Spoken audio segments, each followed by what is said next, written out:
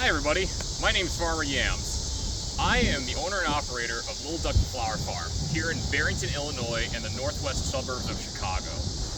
Today I wanted to talk to you about the discussion or the run-through that we go through with all of our customers and how to pick our blooms. So come a little bit closer and I'll show you what I mean. So when we instruct customers on how to cut, we first start here with the zinnias. Obviously it's right by the entrance, so it kind of makes sense. What we tell customers for zinnias is we want you to not look for a wobbly stem on the top. Obviously you can see this bends a little bit. What you want to look for to get a good zinnia for the best vase life is something that's a little bit stiffer of a stem. So as you can see, this is pretty much like a stiff thing. As you wobble it back and forth, it's fairly stiff. When you wobble this one back and forth, the head moves around. Secondly, we want to talk to you about where to cut these things exactly. So in terms of cutting this, what we recommend is you want to look for a branch point. Here you can see that there's a branch coming out of here, and they're typically located above two leaf nodes, or two leaves. This is what we call the node. What we recommend is here, you would want to take a cut here. However, to get some longer stems, you can also find some other locations further down into the stem where you can cut this, and it should branch. We also have cosmos here.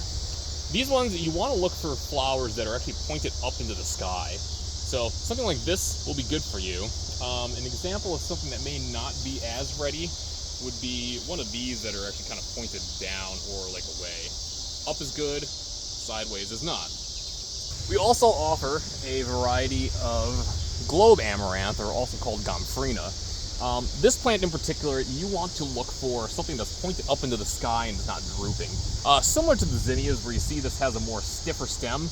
However, this one also kind of has like a little bit of a droop, and in general, the stem is a little bit looser. These ones, the stiff ones, will last better for you. These ones will not. And of course, you can't forget the dahlias. Dahlias are also cut very similar to zinnias in the location. First thing I want to talk to you about is the blooms and typically what to cut. So this is the flower, obviously, and it is open in bloom. This will obviously stay fine.